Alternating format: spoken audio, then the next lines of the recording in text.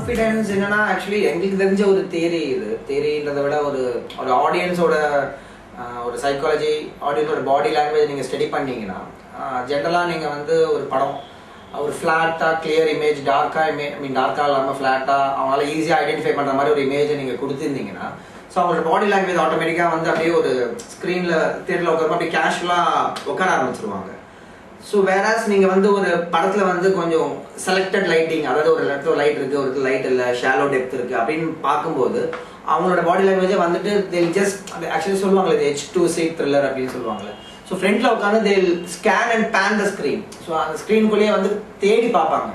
அப்படின்னு இருக்கும்போது டோட்டலாக அந்த ஒரு ஆடியன்ஸ்க்கும் அந்த ஸ்க்ரீனுக்கும் அந்த டிஸ்டன்ஸ் வந்து ரொம்ப கம்மியாயிடும், அப்படியே க்ளூடாக இருக்கும். அதுதான் தேரி. ஸோ அந்த ஒரு நீங்கள் எந்த ஒரு த்ரில்லர் எந்த விதமான இந்த மாதிரி ஒரு ஹாரர் சப்ஜெக்ட்ல பார்த்தீங்கன்னா டார்க் டோன்ஸ் மெயின்டைன் பண்ணுறது ரீசனே வந்து ஆடியன்ஸை வந்து எங்கேயுமே வந்து புஷ்பேக், அதாவது சீட்டில் பின்னாடி உட்காந்து பார்க்க வைக்காம இன்ட்ராக்ட் பண்ணணுன்றது தான் இது வேர்ல்டு வைட் தேரி. இது இன்னைக்கு நம்ம நேற்று கண்டுபிடிச்ச விஷயம் இல்லை.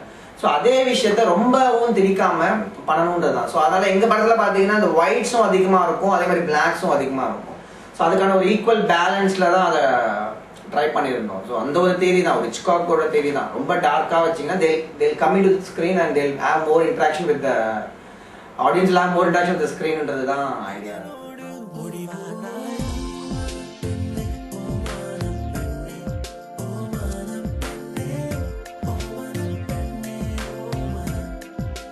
கௌதம் சார் தான் சொன்னல, நம்ம என்னோட ஃபர்ஸ்ட் ப்ராஜெக்டே நான் ரொம்ப கேஷுவலாக அசிஸ்டண்ட்டாக ஒர்க் பண்ணிட்டு டைமில் திடீர்னு எனக்கு ஒரு கால், இது மாதிரி ஒரு புது ப்ராஜெக்ட் சென்னையில் ஒரு மழைக்காலம், அதுக்கு எல்லாமே ஒரு புது stars AR Rahman sir music. Actually அவங்க சினிமாட்டோகிராஃபரே வந்து ஒரு பிசி சார் அந்த மாதிரி தான் அவங்க பிளான் பண்ணாங்க.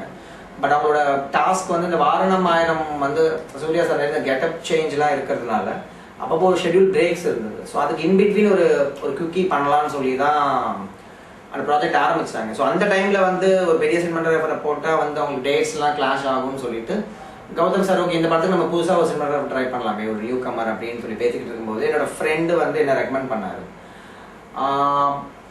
ஒரு ஒரு 2 days ரெக்கமெண்ட் பண்ணும்போது நிறைய காம்படிஷன் அந்த டைமில், ஏன்னா நிறைய பெரிய பெரிய சினிமாட்டோகிராஃபர் அசிஸ்டன்ட்ஸ்லாம் மெயின் லிஸ்ட்டில் இருந்தாங்க. ஸோ அந்த டைமில் ஸோ சும்மா டெஸ்ட் ஷூட் மாதிரி பண்ணி பார்க்கலாம் அவரை வச்சு சொல்லிட்டு ஒரு பூஜைலாம் போட்டு ஒரு ஷூட் பண்ணோம். ஷூட் பண்ணும்போது முதல் ஷாட்லேயே நான் சின்னதாக ஒரு டில்ட்ல எக்ஸ்ட்ரா சொல்லாமல் ஒரு விஷயம்லாம் பண்ணது வந்து ரொம்ப பிடிச்சி போச்சு. அன்னிலேருந்து இன்னைக்கு வரைக்கும் அவரோட சப்போர்ட் ரொம்ப கூடவே இருக்கும். ஃபார் எக்ஸாம்பிள் அந்த ஒரு 30 days ஒர்க் பண்ணோம், அதோட ரிசல்ட் வந்து ரொம்ப பிடிச்சிருந்தது அவருக்கு. அதுக்கப்புறம் ஒரு ஈரம் ஆல்மோஸ்ட் ஒரு எண்டு வரும்போது தான் அந்த வினை தாண்டின்னு ஒரு ப்ராஜெக்ட் ஸ்டார்ட் பண்ணார். ஸோ அவரோட ஸ்கிரிப்ட் ஃபர்ஸ்ட் திங் வந்து நம்ம ஸ்கிரிப்ட் புக் கொடுத்துட்டாருங்க வினை தாண்டியில். அது படிக்கும்போது அவ்வளோ இன்ட்ரெஸ்டிங்காக இருந்தது, அவ்வளோ இன்ஸ்பிரேஷனலாக இருந்தது. அப்புறம் எனக்கு ரொம்ப புதுசாக இருந்தது இந்த மாதிரி ஒரு ஜானர் படத்தில். இது வரைக்கும் சினிமாவில் வரவே இல்லை, 2 பேர் கான்வர்சேஷனலாக இருக்குது. ஸோ அப்படியே ரொம்ப ஒரு அவரும் அதே தான் எக்ஸ்பிளைன் பண்ணார் என்கிட்ட, ரொம்ப ஒரு கான்வர்சேஷனலான மூவி இது, நம்ம நிறைய விஷுவலாக அதை ட்ரீட் பண்ணணும், மியூசிக் அண்ட் விஷுவல் வந்து இதுக்கு நிறைய ஸ்கோப் இருக்குது இந்த படத்தில் அப்படிலாம் சொல்லி ரொம்ப இன்ட்ராக்ஷன் இருக்கும். அப்புறம் ஒரு டேரக்டர்ன்ற ஃபீலே இருக்காது. நான் நிறைய டேரக்டர்ஸோட ஒர்க் பண்ணி அவரை பார்க்கும்போது ஒரு கம்பெனியோட சிஇஓ லெவலில் தான் அவர் இருப்பார். அப்படி ஒரு டீசெண்டாக அவரோட ரொம்ப ஹம்பிள்னஸ், ரொம்ப குவைட்டாக இருப்பார் ஸ்பாட்டில். ஜென்ரலாக எங்கள் ஷூட்டிங்கில் வந்து பார்த்தீங்கன்னா நிறைய பேர் தெரியவே தெரியாது ஷூட்டிங் நடக்குதுன்ற மாதிரி, அந்தளவுக்கு ஒரு சாஃப்ட் நேச்சர். பட் ஃப்ரீடம் அப்படின்னு வரும்போது எக்ஸ்ட்ரீம், நம்ம என்ன நினைக்கிறோமோ அதை போய் ஜஸ்ட் சார் இந்த மாதிரி ஸ்கிரிப்டில் படிச்சு இந்த மாதிரி ஒரு ஐடியா இருக்குது, இது மாதிரி பண்ணலாமான்னு கேட்டால் அதுக்கான ஃபுல் ஃப்ரீடம் கொடுப்பாரு. ஃபார் எக்ஸாம்பிள் அந்த படத்தில் பார்த்தீங்கன்னா ஒரு டைட்டில் ஷாட் ஒன்று வரும். அது வந்து பார்த்தீங்கன்னா ஒரு வாட்டர் லெவல்லேருந்து அப்படியே ஒரு 200 feet அந்த டைட்டில்ஸ்லாம் வந்துட்டு அப்படியே ஒரு க்ரேனப் ஆகிற மாதிரி இருக்கும். அது வந்து ஸ்கிரிப்டில் இல்லை, அது வந்து சும்மா நான் அந்த லொக்கேஷன் பார்க்கும்போது எனக்கு ரொம்ப தோணிச்சு, இந்த மாதிரி ஒரு ஷார்ட் எடுத்தால் நல்லா இருக்குமே. ஒரு டைட்டில்ஸ்க்கு ஜென்ரலாக டைட்டில் பிளாக்ல தானே போடுறாங்க, இல்லை சிஜியில் ஏதோ டைட்டில்ஸ் போடுறாங்க.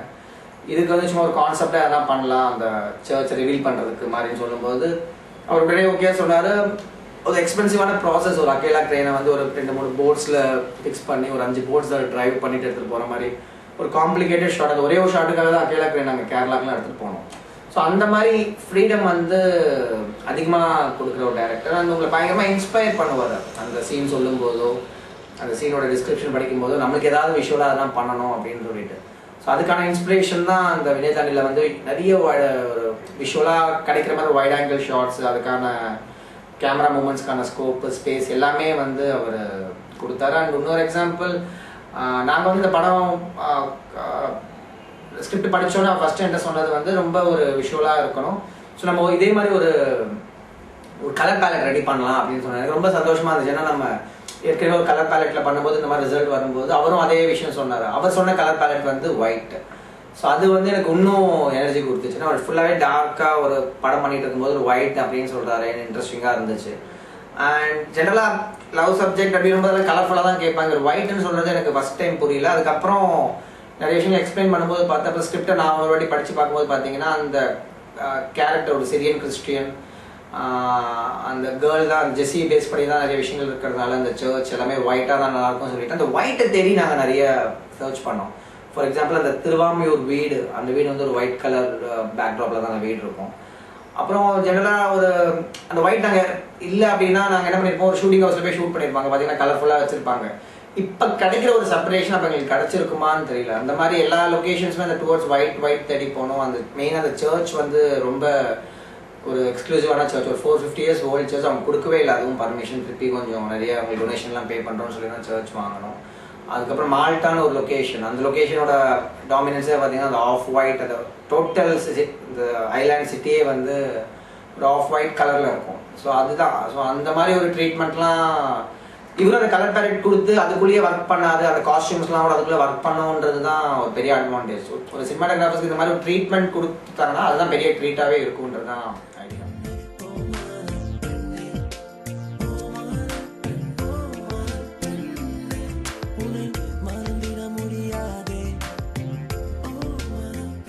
என்னை தாண்டி அதுதான் நிறைய எபிசோட்ஸ் இருக்குது, அதில் பிரித்து சொல்ல முடியாது. பட் எனக்கு மேபி நான் என்னோட ஃபீட்பேக் வந்ததில் எனக்கு நிறைய பேர் அப்ரிஷியேட் பண்ணது வந்து பார்த்தீங்கன்னா எனக்கு வந்து எல்லாருமே மால்ட்டா சாங்ஸ் ஃபஸ்ட்டு அதை நாங்கள் பண்ணதான் நிறைய பேர் அதை அப்ரிஷியேட் பண்ண ஆரம்பித்தாங்க.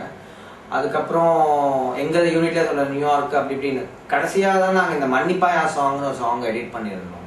ஸோ இந்த மன்னிப்பாயா சாங்க்கு முன்னாடி ஒரு லீட் சீன் ஒன்று இருக்கும். சிம்பு வந்து நைட்டு வந்து ஒரு பேக் வாட்டர்ஸில் சிவகிரி குதிச்சுட்டு த்ரிஷா பார்க்க வருவார். அவங்க வந்து ஒரு லானில் உட்காந்து பேசுவாங்க. அது பேசிட்டு ஒரு ஒரு ஒரு இன்டென்ஸான ஒரு சீன். அது ரொம்ப கிஸ் பண்ணிவிட்டு சாங் ஆரம்பிக்கும். சாங் ஆரம்பித்தோடனே திருப்பி அவர் அந்த போட் ஏறி போகும்போது கொஞ்சம் இந்த மூன் லைட் மாதிரி ஒரு விஷயத்தை அண்டர்பிளே பண்ணியிருந்தோம். அது வந்து நிறைய பேர் அப்ரிஷியேட் பண்ணாங்க. ரொம்ப ஆலப்பியும் ரொம்ப புதுசாக இருந்தது. அதுக்கப்புறம் அந்த லைட்டிங் பேட்டர்ன் ரொம்ப புதுசாக இருந்தது. ஸோ மேபி அது வேணால் சொல்லலாம் இந்த டைமில். அந்த எனக்கு பிடிச்சதும் சரி, நிறைய பேருக்கு பிடிச்ச சீன்னா அந்த ஒரு நைட் எஃபெக்ட் சீன் இன் வினைதாண்டி வருவார்.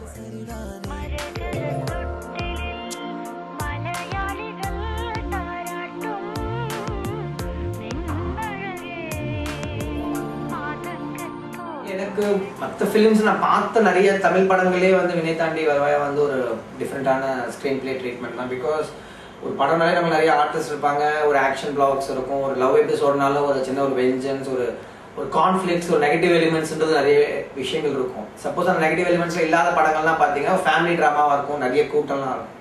ஸோ இந்த மாதிரி எல்லா கிளிஷேஸும் எல்லாத்தையும் பிரேக் பண்ணுற மாதிரி ஒரு ஸ்கிரிப்டாக தான் அது எங்கள் கண்ணு முன்னாடி இருந்துச்சு. ஏன்னா 2 கேரக்டர்ஸ், ஒரே ஒரு விஷயம் லவ் அப்படின்ற ஒரு விஷயத்தை பற்றியே ஒரு ஆல்மோஸ்ட் ஒரு 2.5 hours 2 கேரக்டர்ஸ் பேசிக்கிட்டே இருக்காங்க. சப்போர்ட்டிங் பார்த்தீங்கன்னா ரொம்ப கம்மி, ஒரு கேமராமேன் ஒரு கேரக்டர் வந்து ரொம்ப கம்மியாக ப்ளே பண்ணுவார். பட் எண்ட் ஆஃப் த டே அது ரொம்ப நல்லா படத்தில் ஒர்க் அவுட் ஆச்சு. அதுக்கப்புறம் பேரண்ட்ஸ்லாம் பார்த்தீங்கன்னா ரொம்ப அவங்களுக்கான ப்ளே ரொம்ப கம்மியாக தான் இருக்கும். ஸோ அப்படின்னும்போது 2 கேரக்டர்ஸ் வச்சு ஒரு ட்ராமான்றது வந்து எனக்கு ரொம்ப புதுசாக பார்த்துட்டு இன்ட்ரெஸ்டிங்காக பார்த்தது. அப்புறம் எனக்கு தெரிஞ்சு நம்ம கண்ட்ரோலே இருக்கும் 2 கேரக்டர்ஸ் தான். அது 2 பேர் பெரிய எக்ஸ்பீரியன்ஸ், த்ரிஷா சிம்புன்றவங்க ஆல்மோஸ்ட் சினிமாவில் அவ்வளோ எக்ஸ்பீரியன்ஸான 2 ஆர்டிஸ்ட் கிடைக்கும்போது எனக்கு நிஜமாகவே கொஞ்சம் எனர்ஜி லெவல் அதிகமாகவே இருந்துச்சு. ஸோ கண்டிப்பாக விஷுவலாக நம்மளால் நல்லா கொடுக்க முடியுன்ற நம்பிக்கை இருந்துச்சு. நான் அந்த மாதிரி ஒரு பேட்டர்ன், அந்த மாதிரி ஸ்ட்ரக்சரில் இந்த படம் அமைஞ்சதுனால